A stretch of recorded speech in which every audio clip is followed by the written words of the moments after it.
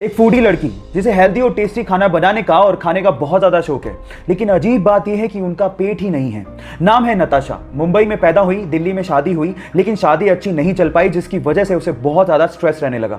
बहुत ज्यादा स्ट्रेस की वजह से उसके शोल्डर में पेन शुरू हो गया, लेकिन जब भी वो खाना खाती उनके शोल्डर में पेन बढ़ जाता। एक डॉक्टर से अच्छे से चेक करवाने के बाद उस डॉक्टर ने बताया कि उसके पेट में ट्यूमर है और सर्जरी करनी पड़ेगी। सर्जरी के दौरान जान बचाने के लिए उसके पेट को बाहर निकालना पड़ा। अब हालात ये थे कि अब वो जो कुछ भी खाती वो सीधे उनके शरीर से बाहर निकल जाता।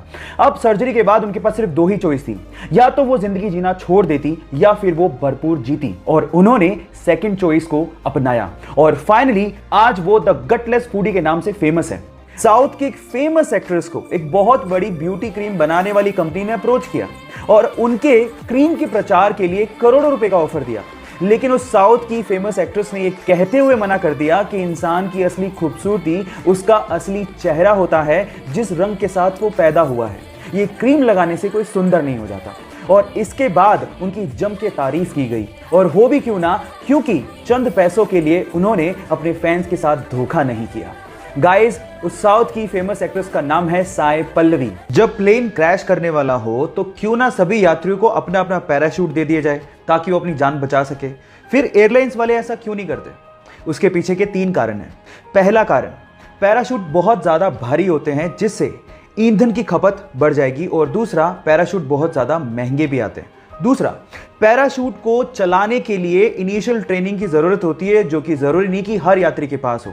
और तीसरा, पैराशूट पहले मैं खोलूंगा मैं कूदूंगा, पहले मैं खोलूंगा मैं कूदूंगा, इस चक्कर में कोई कूद तो नहीं पाएगा, लेकिन प्लेन में भसड़ जरूर मच जाएगी।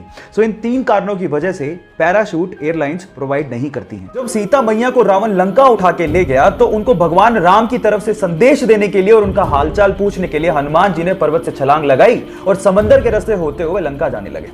रास्ते में उनका सामना सुरसा से हो गया। सुरसा ने कहा, मुझे तो भूख लग रही है, मैं तो तुम्हें खाऊंगी। हनुमान जी ने कहा कि मैं सीता मैया से मिलके आता हूं, आते वक्त जो तुम्हारी इच्छा हो कर लेना। सुरसा ने कहा, नहीं, मुझे तो भूख अभी लग रही है, मैं तो अभी खाऊंगी। तो हनुमान जी ने कहा, वक्त जाया मत करो, खा लो। तो सुरसा ने उन्हें खाने के लिए अपना 1 योजन का मुंह खोला। 1 योजन का मुंह मतलब 8 मील मुंह खोला। जैसे ही उसने 1 योजन मुंह खोला, हनुमान जी 2 योजन के हो गए। सुरसा ने 2 योजन का मुंह खोला, हनुमान जी 4 योजन के हो गए। ऐसे करते करते सुरसा ने 64 योजन का मुंह खोल लिया। तो हनुमान जी ने बुद्धि दिखाते हुए अपना शरीर छोटा किया और उसके मुख का चक्कर लगाते हुए बाहर आ गए। यहां समझने लायक और सीखने लायक बात यह है कि जब पावर दिखानी थी तो हनुमान जी बड़े होते चले गए, लेकिन जब बुद्धि दिखानी थी तो हनुमान जी छोटे हो गए।